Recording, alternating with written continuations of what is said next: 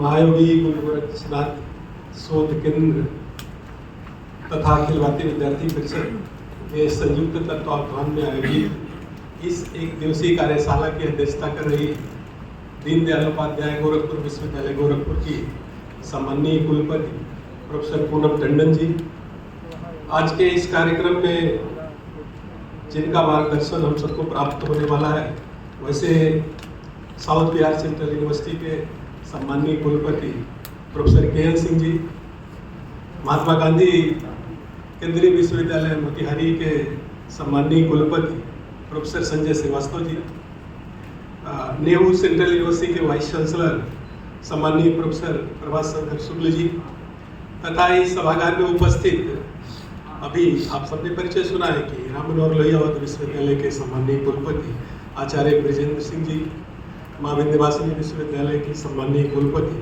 Professor शोभा गौड़ जी, इंदिरा गांधी जनजातीय विश्वविद्यालय के पूर्व कुलपति आचार्य प्रोफेसर श्री प्रकाश मणि त्रिपाठी जी, प्रोफेसर उदय भान जी, तथा इस सभागार में उपस्थित दीनदयाल उपाध्याय गोरखपुर विश्वविद्यालय गोरखपुर के सम्मानीय आचार्यगण तथा इस देश उत्तर प्रदेश के विभिन्न विश्वविद्यालयों से आए हुए सम्मानीय आचार्य बंधु तथा छात्र छात्राओं, कई दृष्टियों से यह संगोष्ठी हम सबके लिए ये कार्यशाला महत्वपूर्ण है। एक तो गुरु गोरक्षनाथ की पावन भूमि पर इस कार्यशाला का आयोजन और महायोगी गुरु गोरक्षनाथ शोधपीठ के द्वारा आयोजित है, और अखिल भारतीय विद्यार्थी परिषद उसमें सहभागी संस्था है। दोनों दृष्टियों, राष्ट्रीय शिक्षा नीति के क्रियान्वयन की दृष्टि से, और एक तो गुरु गोरक्षनाथ की तपोभूमि है, तो वो ऐसी पावन भूमि है कि वो पहली परंपरा दिखती है जिसमें अगर शिक्षक भी पथ विचलित होता है तो छात्र उसको जगाने का काम करता है। जाग मच्छंदर गोरख आया, इस आह्वान की भूमि है, इसलिए उस भूमि पर राष्ट्रीय शिक्षा नीति पे कार्यशाला करना महत्वपूर्ण है। दूसरा, गुरु गोरक्षनाथ शोधपीठ राष्ट्रीय शिक्षा नीति की जब बात करते हैं, मैं जब एमएड का विद्यार्थी था इसी विश्वविद्यालय में, इसी परिसर में, तो एक जम्मू यूनिवर्सिटी से एमएड के परीक्षक आए थे, तो सभी छात्र से एक सवाल उन्होंने जरूर किया कि राष्ट्रीय शिक्षा नीति में गोरखपुर का क्या योगदान है, और कोई छात्र नहीं बता पाया। बाद में वो दूसरी बार एक कार्यक्रम में आए तो मैंने उनसे पूछा कि सर आप इस सवाल को पूछ रहे थे, तो उन्होंने कहा कि मैं आपको पुस्तक दूंगा, पूरी रेफरेंस दूंगा। तो उन्होंने दिया कि जब 1968 में पहली राष्ट्रीय शिक्षा नीति इस देश में आई, तो राष्ट्रीय शिक्षा नीति जब देश स्वतंत्र हुआ और स्वतंत्रता के पश्चात कोठारी कमीशन की, राधाकृष्णन की कमीशन की रिपोर्ट 1948 में, 1952-53 में मुदालियर कमीशन की रिपोर्ट आई, 1964-66 में कोठारी कमीशन की रिपोर्ट आई, और कोठारी कमीशन के रिपोर्ट के पश्चात पूरा देश ये महसूस कर रहा था कि इस देश में एक राष्ट्रीय शिक्षा नीति बननी चाहिए। और राष्ट्रीय शिक्षा नीति को बनाने की दृष्टि से कोठारी कमीशन के रिकमेंडेशन के आधार पर एक राष्ट्रीय शिक्षा नीति बने।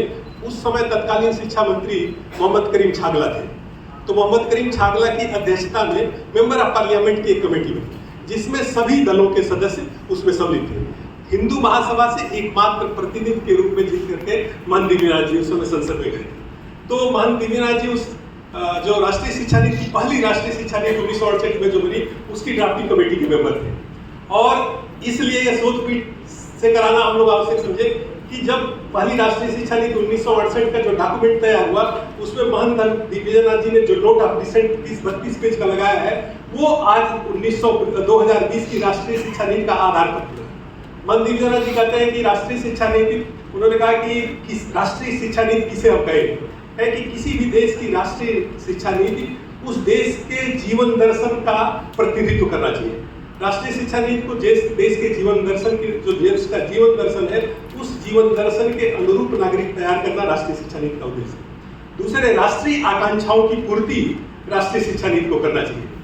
साथ ही साथ उस देश के युवा पीढ़ी में राष्ट्र के प्रति स्वाभिमान का जागरण राष्ट्रीय शिक्षा नीति को करना चाहिए। तो कुछ 3-4 मूलभूत प्रश्न उन्होंने उठाए, और उन प्रश्नों के आधार पर ये कई ऐसे बिंदु हैं जो राष्ट्रीय शिक्षा नीति राष्ट्रीय अपेक्षाओं की पूर्ति नहीं कर रही है।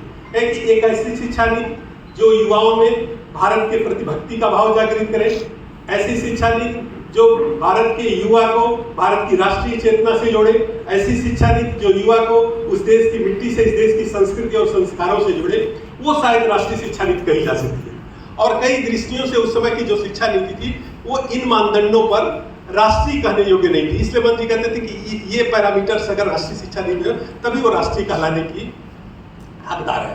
तो इसलिए आज पुनः जब 2020 की राष्ट्रीय शिक्षा नीति आई है तो राष्ट्रीय शिक्षा नीति की जो कल्पना, मूल कल्पना और ये और महत्वपूर्ण बात है कि जिस 1968 की जो पहली इस देश की राष्ट्रीय शिक्षा नीति है, जिन बिंदुओं पर महान दिग्विजयनाथ जी ने अपनी असहमति व्यक्त की थी, जो असहमति टिप्पणी लगाई थी, राष्ट्रीय शिक्षा नीति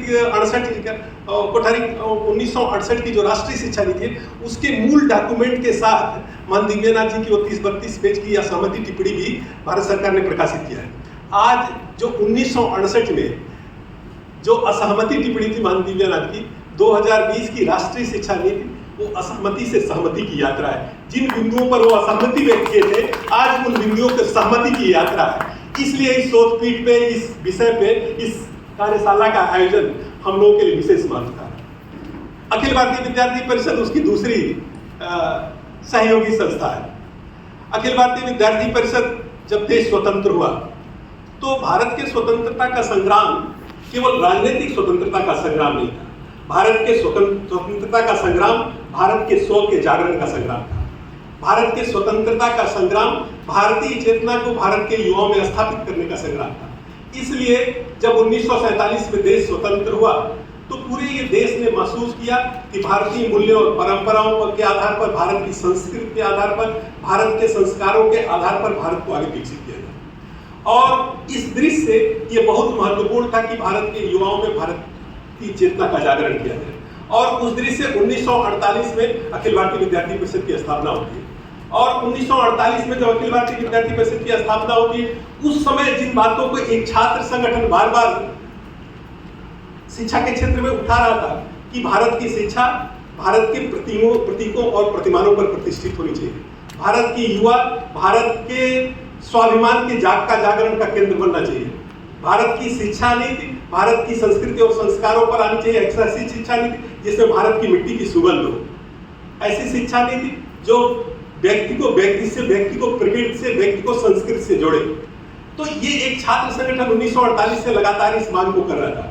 और जब ये 2020 की शिक्षा नीति आई तो 2020 की शिक्षा नीति से पहले जब 2014 में भारतीय जनता पार्टी की सरकार बनी, तब उस समय अखिल भारतीय विद्यार्थी परिषद ने 2015 या 16 में, रामानंद जी है याद होगा, हम लोग मुंबई में बैठक किए थे और एक समानांतर कि भारत की शिक्षा नीति कैसी होनी चाहिए, एक हम लोगों ने राष्ट्रीय शिक्षा नीति का एक डॉक्यूमेंट तैयार किया।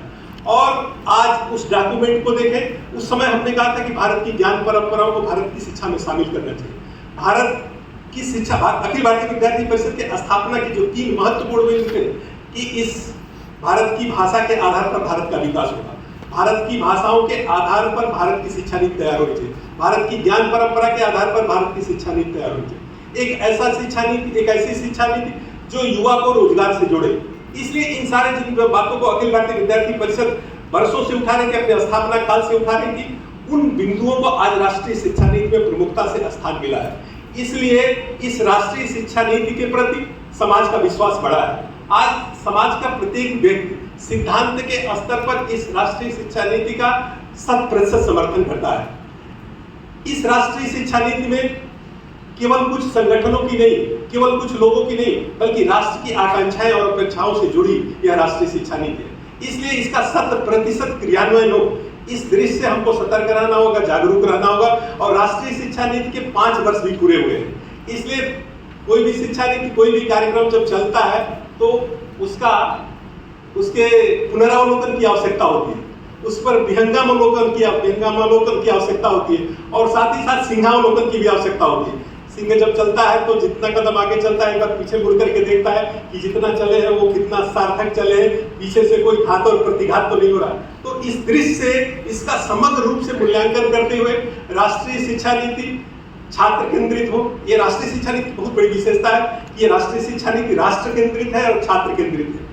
छात्र केंद्रित कई सुझाव, एक मल्टीपल एंट्री का, मल्टीपल एग्जिट का, उसको रोजगार से जोड़ने का, मतलब छात्रों के अनुकूल ये शिक्षा नीति है। छात्र को ध्यान में रख करके ये शिक्षा नीति बनी। साथ ही राष्ट्रीय आकांक्षाओं को ध्यान में रख करके इसके कई भारत की ज्ञान परंपरा को भारत में शामिल करना कितना आवश्यक है, कि अभी मैं कल ही पढ़ रहा था एक यूनेस्को की रिपोर्ट, उसमें दिया कि अमेरिका में हिंदू यूनिवर्सिटी ऑफ अमेरिका और international university of America, international Hindu university America, ये दोनों में यूनेस्को की रिपोर्ट है कि 10 वर्षों में हिंदू यूनिवर्सिटी ऑफ अमेरिका में के एनरोलमेंट में 40% की वृद्धि हुई। International Hindu university of America में के देश अमेरिका में 80 सेंटर खुल गए हैं और उसमें छात्रों का आकर्षण लगातार।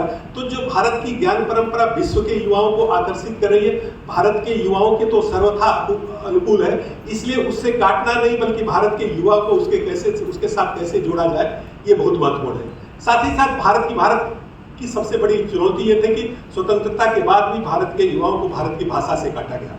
स्वतंत्रता के समय मैकाले ने कई प्रश्न किए।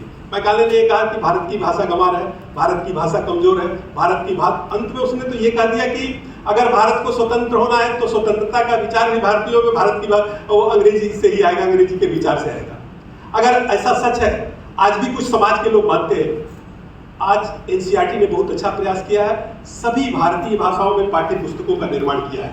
कई ऐसे विश्वविद्यालय है, आईआईटी ने अपना पूरा पाठ्यक्रम हिंदी भाषा में इंजीनियरिंग का तैयार कर दिया। मेडिकल का पूरा पाठ्यक्रम केवल पाठ्यक्रम नहीं बना है बल्कि पाठ्य पुस्तकें भी हिंदी में आ गए हैं। आप देखें चीन को, जापान को, जर्मनी को, रूस को, जितने विकसित देश में सब अपनी भाषा पर विकास किए हैं। अगर मैकाले ये कह रहा था कि भारत की भाषाएं कमजोर है, भारत में ज्ञान विज्ञान का मार्ग भारत की भाषा से नहीं प्रशस्त हो सकता, अंग्रेजी के माध्यम से हो सकता है, तो अभी एक यंगेस्ट मेडिसिन की बहुत पॉपुलर पुस्तक आई है कि वर्ल्ड इकोनॉमी मिलेनियम पर्सपेक्टिव, जिसमें कहता है पहली शताब्दी से लेकर के 1000 ईस्वी तक विश्व की अर्थव्यवस्था में भारत की अर्थव्यवस्था का योगदान 32.8% था।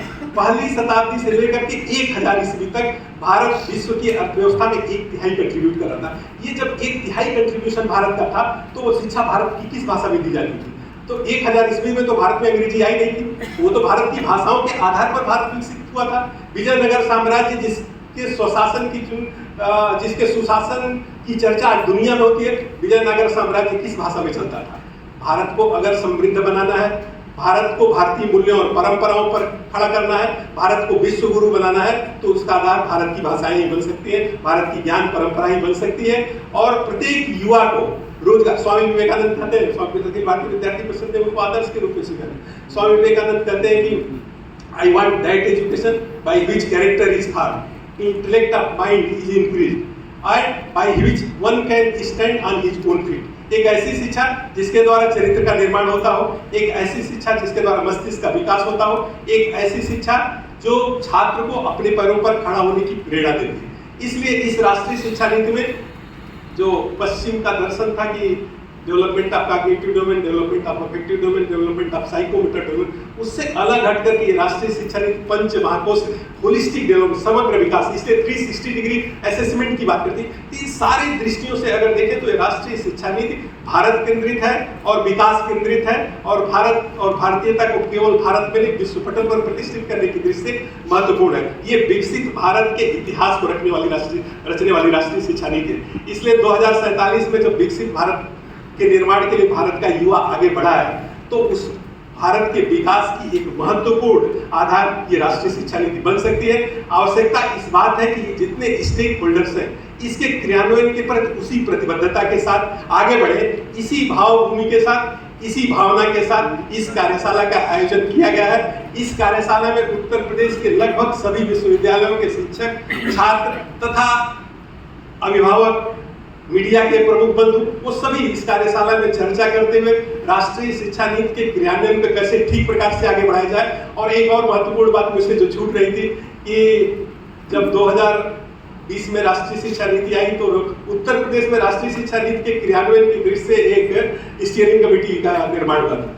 उसकी मेंबर उस समय प्रोफेसर पूनम टंडन जी, जो इस समय वर्तमान में इस विश्वविद्यालय की कुलपति है, तो उसके स्टीयरिंग कमेटी के नाते कई बार उत्तर प्रदेश में इसके नीति निर्माण की आप सहभागी भी है। इसलिए आपका विश्वविद्यालय राष्ट्रीय शिक्षा नीति के क्रियान्वयन के दृष्टि से प्रतिमान स्थापित करे, इसलिए भी हम लोग सबने इसका चयन किया है। तो जिस विश्वास के साथ इसका आयोजन किया गया है, आप सबके सहयोग से हम प्रतिबद्धता के साथ उसके निर्माण की दिशा में, उसके सफल क्रियान्वयन की दिशा में आगे बढ़ेंगे।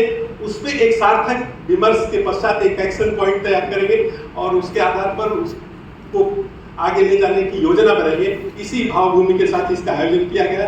आप सब का मैं हृदय से स्वागत और अभिनंदन करते हुए अपनी बात को पूरी करता हूँ। बहुत बहुत धन्यवाद।